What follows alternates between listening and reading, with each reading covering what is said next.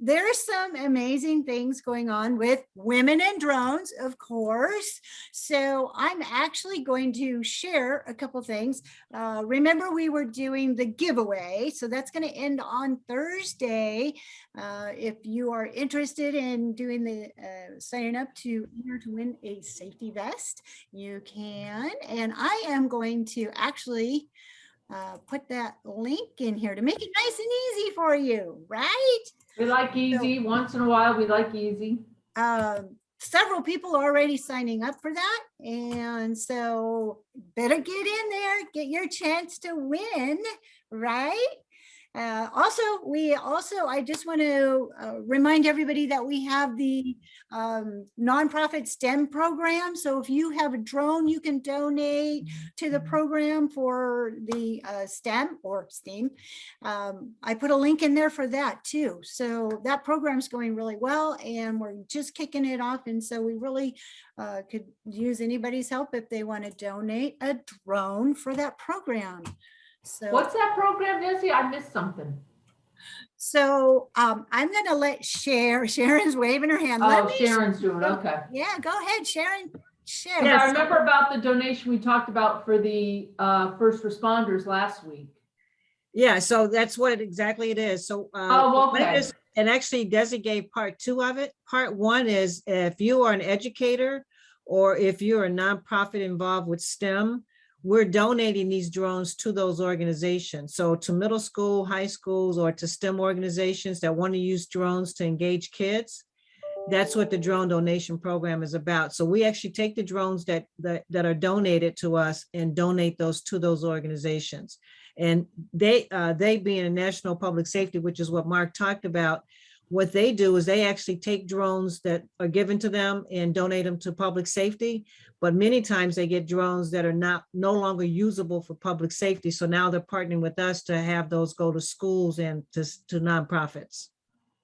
Yes, I agree. What an amazing opportunity. Yeah, and it's going to be ongoing. So it's not like a one-time and done. They've already got 3 in the hopper that we're looking now to give away. So all you have to do is have the organization or the school fill out the form. And it's no cost to them. The only cost is they just have to pay for the drone to be shipped to them. And Mark is in the Northeast. So he said on average, the shipping is about $35 to ship whatever they have. And they don't have a particular brand. It's just whatever's donated. And he's in Indianapolis today, this week. Yeah, he's in FDIC. So I'm going to meet him in person on Friday. Oh, no way. How cool is that? Very cool. That is cool. Fantastic. We want photos.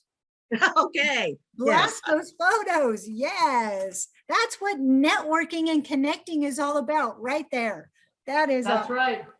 Awesome. So, all right. So I know we went over a little bit in time, but great news to share. Had to get that rolling, right? So I would like to move over and segue to Dan Hubert. He is our spotlight speaker today. He has so much information that he's going to be sharing. And if you have any questions about LiDAR, now is the time to ask. So Dan, I'm going to go ahead and make you spotlight. Thank you for joining us. No, thank you. Thank you for having me here. Great to see some familiar faces and some new faces. So this is kind of cool. Yeah, so this is going to be for me a little more ad lib. Normally when I talk, I usually have more structure, but there's so many topics that Desi had wanted to bring up that I thought that we'd do kind of more of an open forum. And then we'll talk about some things at the end if you want to continue in these conversations later. But I think first things first, for those guys that do not know who I am, my name is Dan Hubert. I live in San Diego.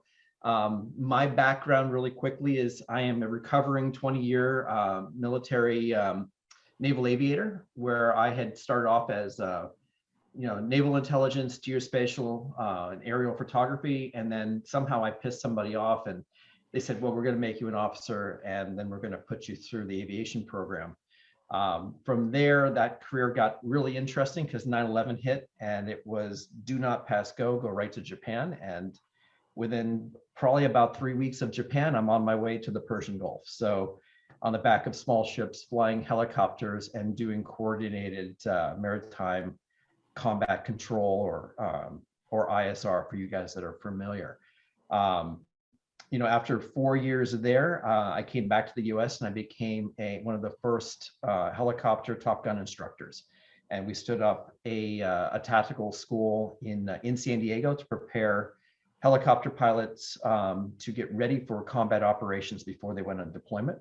So I trained roughly about 2,000 to 3,000 pilots and air crewmen on how to fly, and we developed tactics around some of the new helicopters that were coming out. From there, I took over the Navy's Common Cockpit Helicopter Program, or the Helicopter Master Plan, and I was given also the Fire Scout implementation plan into the fleet. So that's Fire Scout is the Navy's rotary helicopter system that deploys, and part of our job was to figure out what the heck we do with this thing.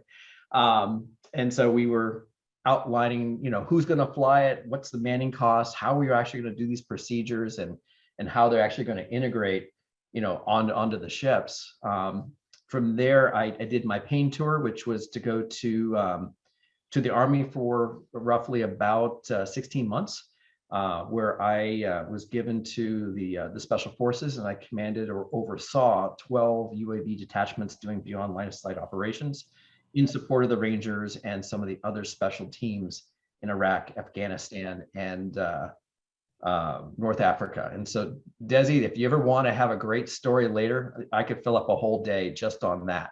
Huge amount of learning, and that was my pivotal moment on going from professional aviation to professional drone aviation. So that was very transformational. We did a lot of heavy lifting because back then, I mean, there's no procedures on how to integrate UAS into the national airspace or the common airspace that was down there. So like here in the United States, we have what we call a segmentation strategy. And, you know, we have UAS 400 and below, we have manned flight above, and then there's MOAs and special cases that didn't exist there. So, you know, we had to actually get very creative in how we did our command and control and worked in the airspace so that we didn't hit anything. You know, after that, I came back. I became a training officer for the wing, where I did special projects, continuing to bring drones and digital helicopters into the enterprise.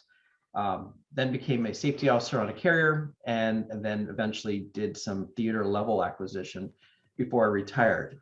From there, I became the program manager for MQ-9 Reaper, or one of them, under the UAS or under the US Air Force program, where we did what we call exquisite sensor integration. And then from there, I kind of had an epiphany based on my time in Iraq and Afghanistan that we needed to bring all this military technology to, you know, into the commercial piece. So in 2015, I started mapping operations and data unmanned solutions, where, you know, it serves first as a service company, but really then became a consultancy and solution providing company, and it's kind of blossomed out from there.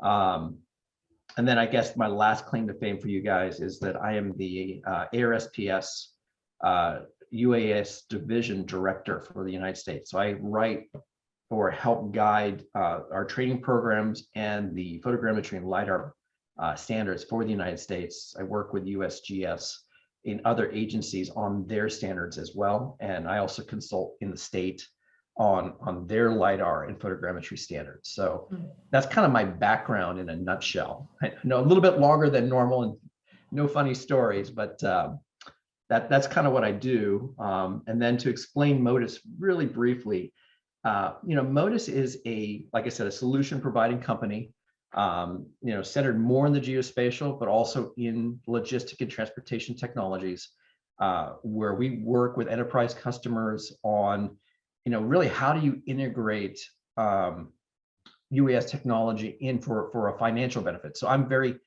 business focused, business intelligence focused, and profit focused. You know, we're dealing with clients.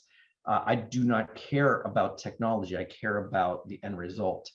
And a lot of the things that we do is integrating the autonomy with the remote sensing and the data analytic workflow and we tailor that to put it into their infrastructure. So everyone's a little different. It's not like we're buying DJI, even though there's a lot of that.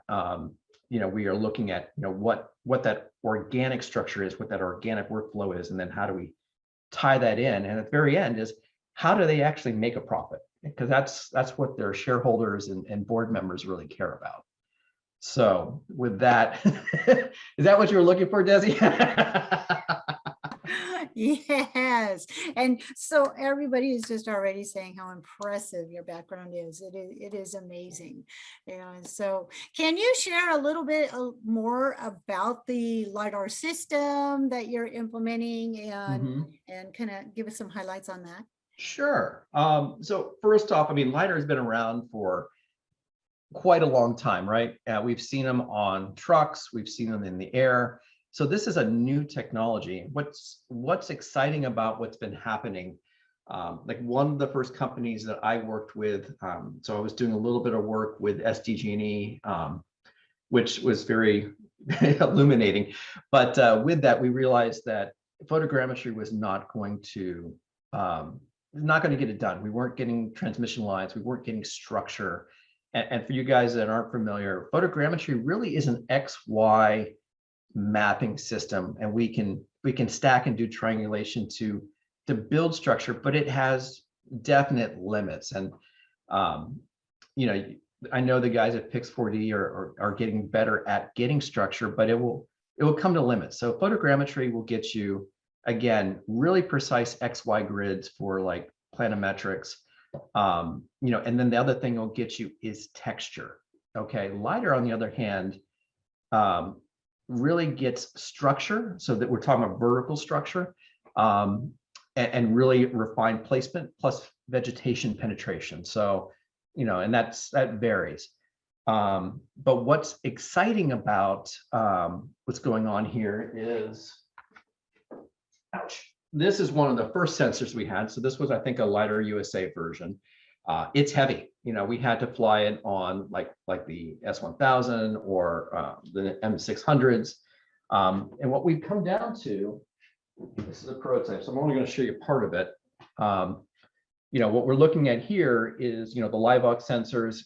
It snaps directly into an M300 or the DJI, or we snap this off and then put another data port on this. And the thing with this is it fully integrates in. So we're able to turn on and off the LiDAR system. And the responses that we're seeing on the data are phenomenal. So, typically what you'll see when you think of LiDAR or professional LiDAR, so we do stuff with like the DOTs and some of the studies that actual bona fide funded studies. And, they definitely like, let's say Regal, just to kind of name drop, the precision looks good. But you're talking about sensors that, are 160,000, 200,000. The last one we sold was 420,000. That was 4 weeks ago. So these are really high-end sensors, but the problem is that you really have to have a large customer base, or you're going for federal contracts or very large scales of effort. And the thing that's really been transformative in the last few years, so right before the pandemic hit was a good case, where now people are starting to realize that instead of doing, let's say, 20 square miles as a good use case for these high-end sensors, now the cost value on one of the small UASs is 100 acres, 10 acres, where you're able to get that LiDAR information and do model reconstruction, get vegetation penetration, and you're not paying that high upkeep, 30,000, 50,000, 60,000 to do a collect. Now you're looking at a daily use rate of 900, maybe even down to 500, as your equipment use rate. So that saves companies a lot of time and money in that space. And then the other piece of that is like something like this. We sell this thing for roughly about 32, and some of our others that we vend in the space are going for $27,000, $20,000. And they're real geospatial sensors. So it's not, I hate to say this, but the L1 is not there yet. Contractors do not want a 20 centimeter error. They want a 3 centimeter error or a 5 centimeter error. And that's why everybody's been doing Regal. With something like this now, we're looking at 3 centimeters or just above 1/10 of a foot. And that actually now gives that data meaning. And you can see that spread between a $160,000 sensor and a $30,000 sensor that's achieving pretty much almost the same results. That is the big impact that we're seeing in here. So consequently, you throw that myriad that we're talking about using drone technology. So that will get you a 6 to 10 time profit margin increase in autonomy. Just how do I reduce my field work? And that is the first piece of savings that you want to look at, is that, when you're sending out traditional survey, let's say with 100 acres semi-wooded, right? That's a week-long project for a surveyor, depending on, what their scope of what they're doing is, right? They got to lay out control, they got to tie it in, then they're going to do their staking and posting, and then they got to validate all that. Where the same technology here it's for me, is I tie it into the survey grid. I could fly 100 acres in a little over an hour, or somewhere around 800 acres in a day if I got a crew that really knows what they're doing. And then I have that process by the next day, and I'm turning it into digital products. So that brings me into that second piece, is the sensor technology.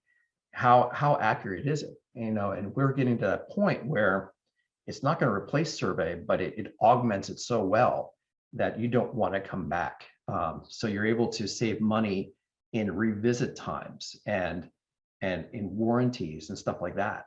And the final piece is to have that stuff on demand, so that you're getting that information across your entire enterprise, where your managers are getting it, your field workers are getting it, and then more importantly, to design systems and information flows that your executive suite gets a reduced version of that, but can pull all the way back to that raw data at the very beginning of your data supply chain. And so that is what's been transformative, and that's what's saving so much money in some of these companies. So actually, it brings up so many questions for me. Yeah, sorry, you got that look like, whoa.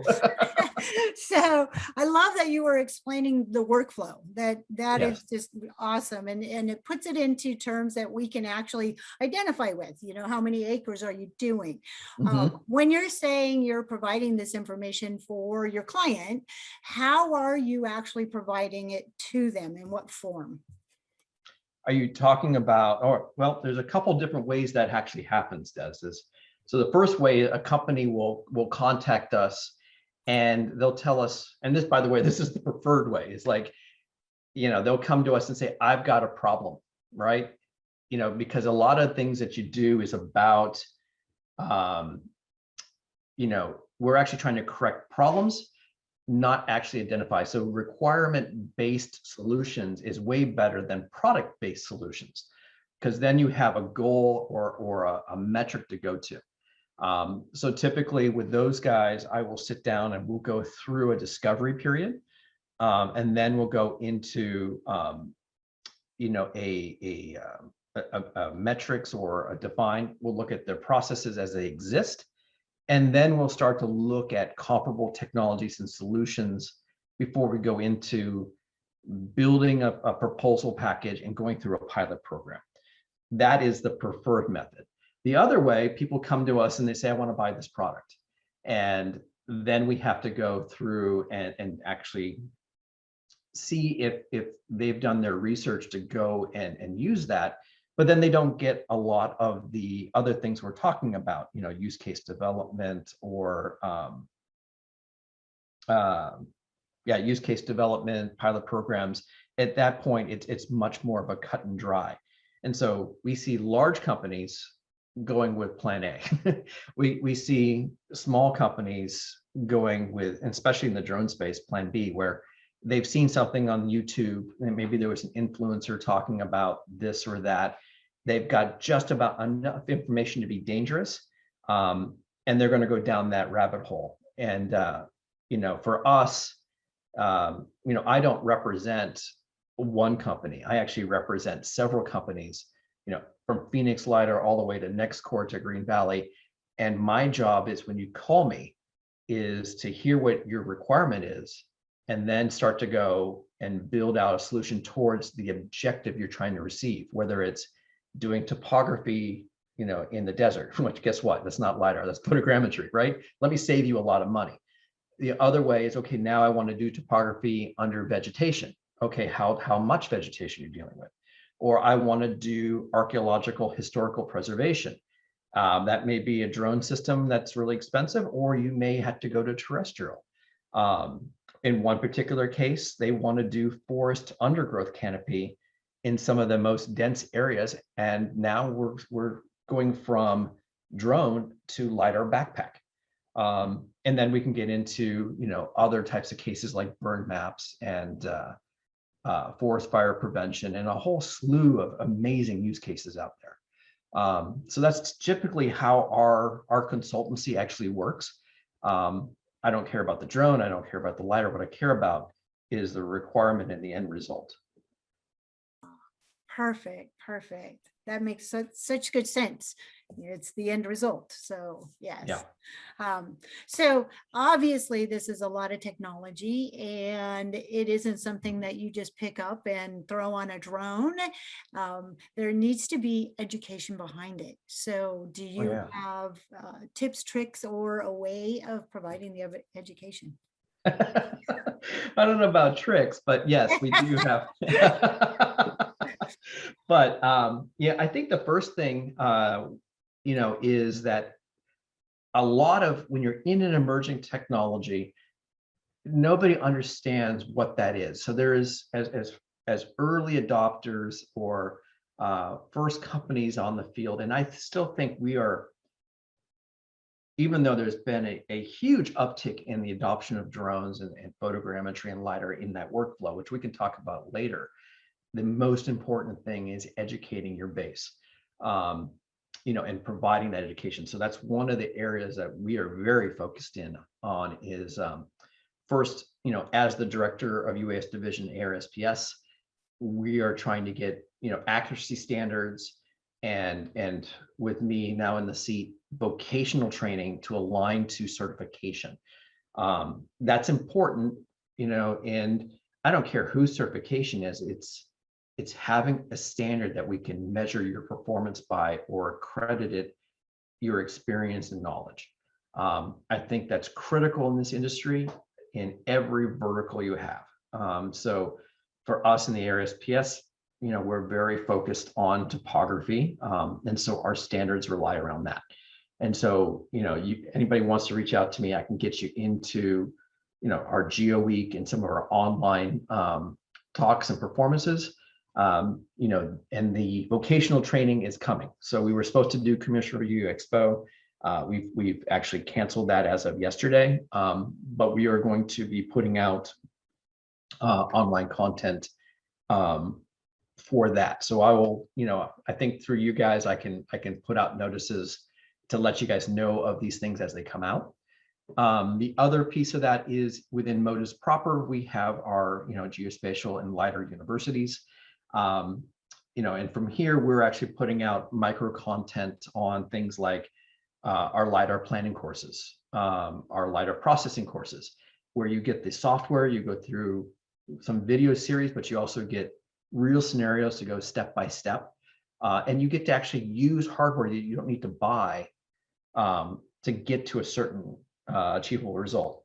Our LiDAR processing courses, right now, Green Valley is sponsoring us for a set, and NextCore might. So you'll be actually using, again, real software, real data to actually learn this stuff before you ever have to buy it or rent it. So because we do a lot of rentals, and we could talk about, that that adoption cycle, what that may look like later. But the last thing I would say is that we're about to post out our in-person trainings. So even though we're canceling ARIS or Commercial Review Expo, we're going to do a series of outdoor 2-day, 3-day courses. And right now I have Oklahoma, Austin, Orlando, Raleigh, San Francisco, obviously San Diego, and potentially Denver on the lists as we go through the fall. So we're hammering out that right now. And what that looks like is you're going to get the online course ahead of time, because what we've learned is there's so much you got to learn that we need you to be prepped before you come in. Because when we used to do this a couple of years ago, we would get PhD art students alongside NASA remote sensing guys. And we could barely get through, and we're like, we need to go to a full week, but they can't afford it. So now we're going, okay, let's prep with getting you some online content on what is LiDAR, how does it work, all those, so we can answer all those questions. And then we get into the vocational practice stuff of, okay, let's go actually build a real flight plan. Let's go take the drone actually out. Let's go lay survey and what is good survey. And then let's go process that, to get you to your first deliverable, which is a clean geocalibrated point cloud in the right projection that a surveyor would accept with credential. So that is our 3-day event there. And then on the tail end of that, for those that really want to focus on the business side of it, we do a 1-day drone mapping business workshop where we sit down and we actually go through identifying use cases. So we don't tell you use cases, we go and actually help you plan out use cases. So we'll have some brainstorming sessions, and then we'll look at different technologies. And then we'll go in and show you how to do cost analysis to see what projects you should do and what you should leave alone, what scale works for you, and what you ultimately what window you should be charging at. So that's a really powerful 1-day course that we like to offer. And we're getting some pretty good results on those. So that's our education piece. Awesome. So keep us posted on those. Can you see our chat? We do actually have a few of the questions that are popping up in there. If we want to take a minute real quick, and address those, and then we'll go to our breakout sessions. Sure. Let's see here. So we've got, so this is Amy here. Says recommend someone who knows GIS orthos providing as a service. What are the target industries? Wow, it's broad. It's very broad. So I think the first thing when we talk about your services, okay. When I first got into drones, as an example, or moved into the commercial industry, everybody had an idea of what they wanted to do with drones, okay?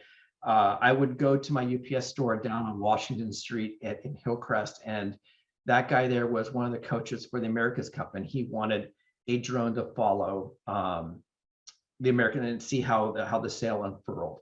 Okay, cool. Very, very nice case. I had another person that wanted, we did real estate for a while. And so we were figuring out how to do the real estate pictures. My company actually started as a subsidiary for AT&T Black & Veatch on how to do cellular before cellular's market dropped out. So everybody has their ideas. I mean, my worst one was I'm back home in Pennsylvania, and our pest guy who's chasing woodchucks out of the bottom of our barns wanted a drone to go chase woodchucks. And I'm like, okay, so there's all these use cases, some realistic, some are not, okay? My biggest advice to you is to find your niche, okay? So, as a GIS person, you go to the Esri conferences, you see how wide of a breadth of data management you can use GIS with. And so the first thing I would say is hone in on that first thing. If you don't know which thing to focus on, and find the one that you're most passionate at, bore down on it, get really good at it. Okay, once that happens, then you can expand to the next. So if you do GIS for urban development and you're going to do LiDAR collection for the 5G network, which we are doing, that is a place that bore down on that. Get your marketing square, attract customers there, build yourself a reputation. And then what next do you want to add to that? So, I can't give you a specific, that is totally up to you, but I can give you that guidance on, make sure that you get very focused on your first one. And then from there, you will branch out. There is that kind of demand. Okay, let's see here. Wow. Put a lot of stuff in. So Let's see real quick how much courses. They range from online 100, 200 to 500 to 1,000, in person 15 for the 3-day. And let's see here, the business course, I think we're going to offer at 1,000 because it is that high quality content that you'll make a lot of money off of.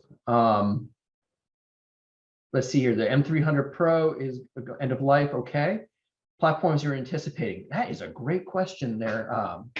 So first off, I mean, one of the things under our hood, coming from General Atomics, where I was overseeing engineering, then coming to the commercial market, to be perfectly honest, guys, when I don't see something in the market, I get pissed off and I go build it. So we have a drone innovation center, currently right out of Florida in Melbourne, and we're building gas hybrids. As far as what we see as a replacement for the M600, there's a whole slew of people jockeying. The problem we have is the rules that are governing what is TAA compliance, the Trade Agreement Act, also the NDAA, National Defense Agreement Act of 2018 or 2020 now, that dictate where we can buy our equipment, how much of it has to be made in the US. I think right now, the last I read is 100%, but is it 100% with raw materials or parts? And so like our lawyers right now are digging into it, going, okay, can my motor come from China because I can only get neodymium from there? Or do I use, 3 times the cost of and rewinding everything here in the US? So that is the struggle we have when we're dealing with bringing US product to bear, right? Because typically my cost or my drones in specific are about 3 times the cost of what the Chinese variants are.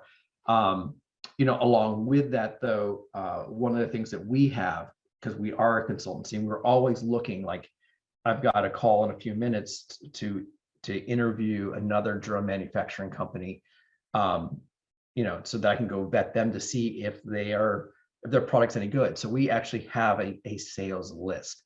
So you can Google, I think there's like Easy Drone, there's Sunfish, there's a few others out there. You can also go up to Free Flight, and look for there. So is alternatives. I do know that when I sat down with the US government has a internal forum, and I got privileged to sit in that, is inside the US government, they're freaking out because like the Blue UAS addressed small US for like bridge inspections to a degree. They're still not getting the cameras that they want, but they never addressed the M600 issue.